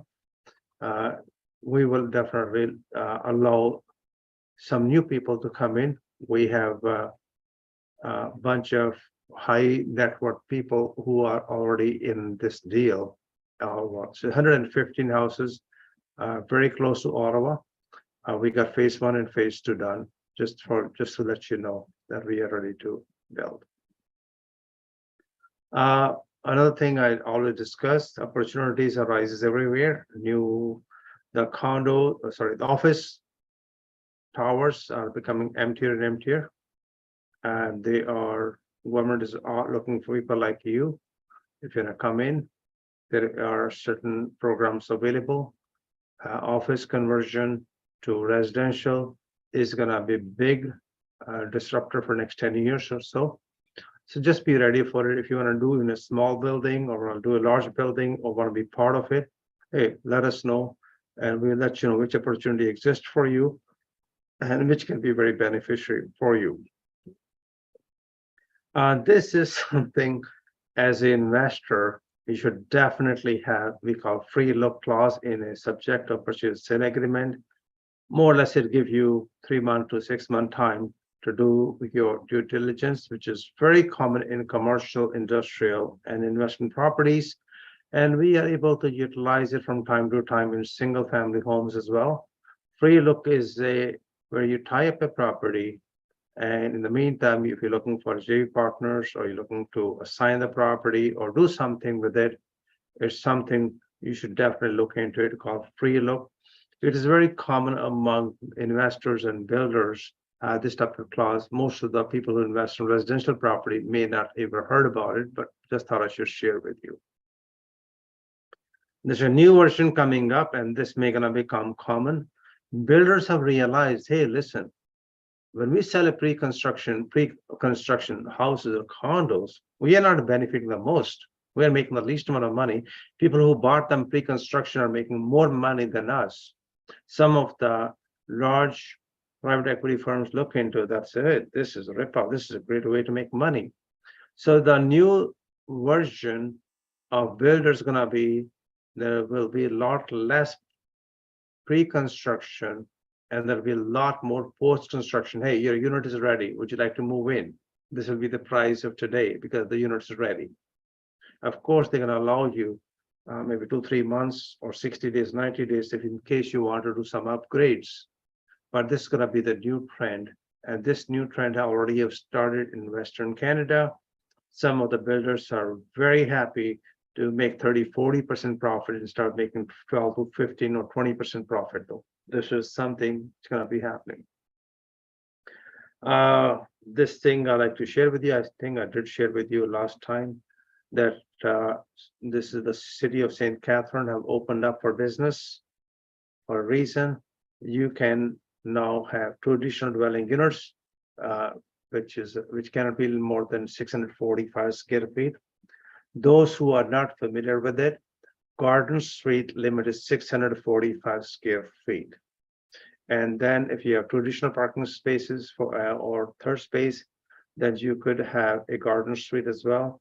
And now this will allows you to, for the investors, look into city of St. Catherine very carefully that, hey, can I put 3 or 4 units on a bill on this lot now? Toronto offices are getting emptier. This is not latest, but latest is the CBRE recently stated that office space are becoming more and more emptier. And I don't have the latest figures, but to the best of my knowledge, is about 25%, which is the highest in Edmonton. But there's a huge shortage, and there's a huge shift that more Canadians are moving towards Calgary and Edmonton, and there is definitely a bit of a shortfall of rental. So rentals are great. If you're investing in Alberta, that's a very good market right now to invest because it's the best time to. This is in BC, I mentioned before.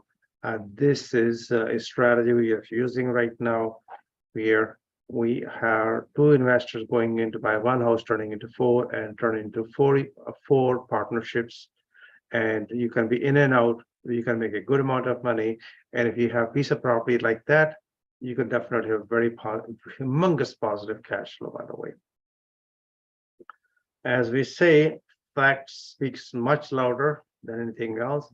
Since 1969, GTA real estate have appreciated approximately 7.5% compounded till 2021. So we are looking at about 52 years of record. It's not for 1 month or 3 months or 10 years, 15 years. If you noted that, whether you are a novice investor, you're a shrewd investor, GTA will be definitely a great place to invest as long as you can survive and have a cash flow. And there, you definitely can have cash flow, but you have to become a lot more creative nowadays, though. Interest rates, we have talked about a lot today. Those who want to invest their TFS, RSP money, please only do one thing: invest only, if you can, in the area where you could. Don't go for the big money, go for the safety. If you're a finance first mortgage up to 60, 75%, 70% at 5%, 6%, it's much better than getting 12 and putting yourself on a high risk altogether. Those who want to invest this capital, want to talk to somebody, you can talk to us and we can give you a couple of options, and then you talk to your CPA and lawyer before you invest in any real estate market. Talking about money, there's no shortage of money available sitting in Canadians' banks at the savings account earning less than 1% interest. Those who want to raise money to invest in real estate, there are $2.2 trillion available for you. How do you tap into it? How do you raise capital? You have to be very careful. How do you do it? The Security Commission, Ontario Security Commission, and every security commission from every province, there are certain guidelines. Before you do so, make sure your lawyer on board, your mortgage broker is on board, and your CPA is on board before you touch anything, and make sure you are obeying all the laws of the land of the province as well as the federal law. This is investors who invest a lot. There's people like you investing a lot all across Canada, by the way. And those people who think that there's not people investing in Manitoba, you'll be surprised. Manitoba and Ontario are very competitive compared to BC. BC is definitely ahead all the time. This is information from Stat Canada. This is a program which I like to bring attention to a lot of Canadians who are 64 plus, and you are eligible to get $500, $250 to $500 every year. And this is for Ontario Senior Homeowners Property Tax Grant. Those who are not familiar with it, please go and Google it, OSHPTG. If it is not for you, it could be good for your father, grandfather, or your neighbors. And this is something where they can benefit from it. Every time when we have meeting, I like to introduce something which can be beneficial for you and your loved ones. And those who want to learn more about it, about the different grants, real estate grant, business grants, these books are available. Simply text us. Every time we advertise it or bring it to people, we run out of the books, then we have to wait 30 days, 60 days, because we don't publish them that many. We print them in a small order, but every time we do a meeting, a lot of books get sold and we get sold out very fast. And I'm sorry, I want to apologize. Some of you have to wait for 30 days or 45 days before you can get your books. In case you want to place your order, do it tonight, and then you don't have to wait. Those who know us who know us that we are junkies, we love to buy houses from neglected properties for people who are distressed or distressed owners, not distressed properties. We'll be happy to pay you a finder fees. For true success, you need to ask a couple of questions. Why not? Why not me? Why not now? If you're taking an action, if you're investing in real estate, these are the certain questions you should definitely ask yourself. And this is a good time to invest. When is the best time to invest in real estate? Today is the best day. And tomorrow may be a little too late. Otherwise, people say the best time to invest was 10 years ago. Those who are interested in joining our new apprenticeship program, which run for 3 to 4 months now, is totally different than before. Just give us a call and we'll be happy to let you know exactly what the requirements are. The next master class, it will be on this Saturday. Just thought I should let you know. Those who haven't bought the tickets, please get your tickets looking for profit.ca. And I think we are more or less end of this session. The next meeting will be on August 8th, I believe, on second Tuesday. I will hang around here for a couple of questions. I will wrap up this meeting before 9 tonight, if possible. Anybody have any questions, whether it is for our guests, our panels, Jerry Hogenhout, Jyoti, or Randy? Sorry, David have left. Feel free to ask them a question. They'll be more than happy to answer it for you. You can place your question in Q&A, not in the chat, please. Chat is only for the panels. Anybody have any questions, please feel free to ask as we speak. In the meantime, I'm going to ask the final words from Jerry, Randy, and Jyoti. Jyoti, you'd like to say a few words before we wrap up tonight?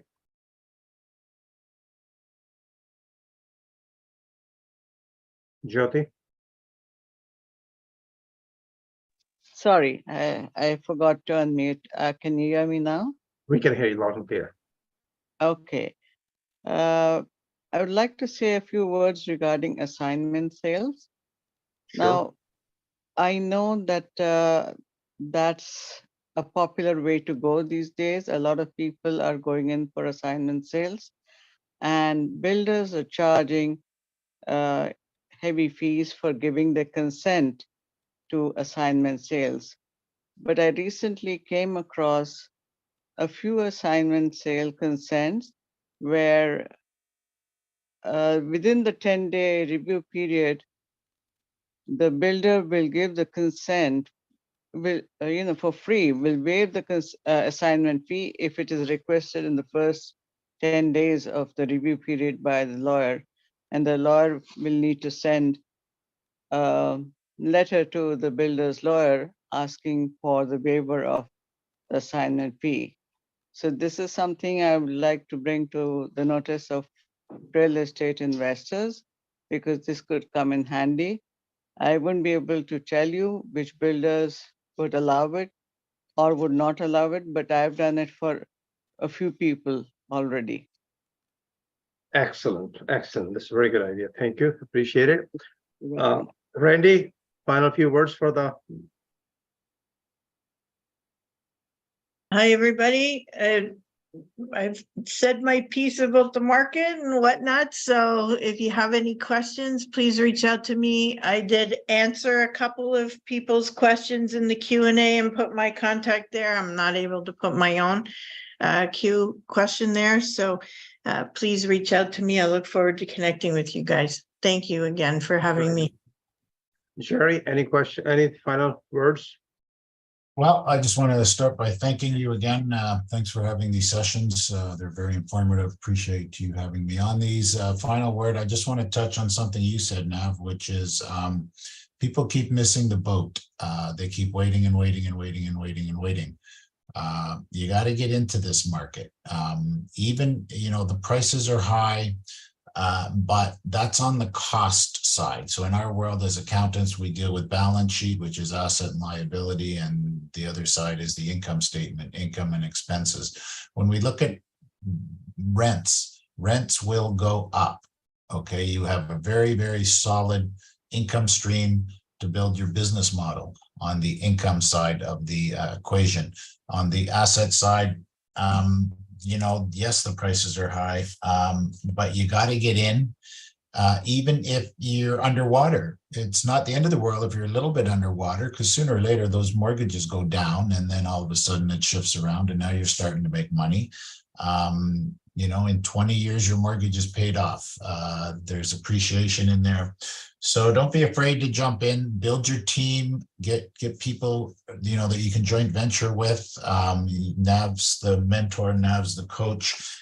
Be ready, look for opportunities and be ready to execute when you see those things.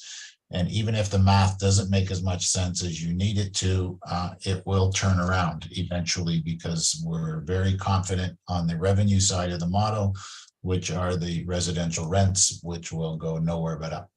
Thanks again, Nav, for having me tonight. All right. Thank you, Jerry. Thank you, everybody. If it seems like nobody have any questions, so we're going to wrap up the meeting tonight here. We look forward to see you on August 8th. Will be Tuesday night, 7 p.m. to 9 p.m. In September, we are planning to do it live on one of the Sundays with brunch. All of you decided maybe summer is the time where everybody want to take time off, but we'll definitely be planning on something for September. Anybody have any questions or recommendations? That'll be really appreciated. Thank you, everybody, and good night. Oh, we got one question or no? Very good. Thank you, everybody. Thank you. Thanks, Kevin. Appreciate it, my friend. Thank you, Navtaj. Thank you. Good Thank night, you, everyone. everybody. Good night. Thank you, Vladimir, sir. Thank you.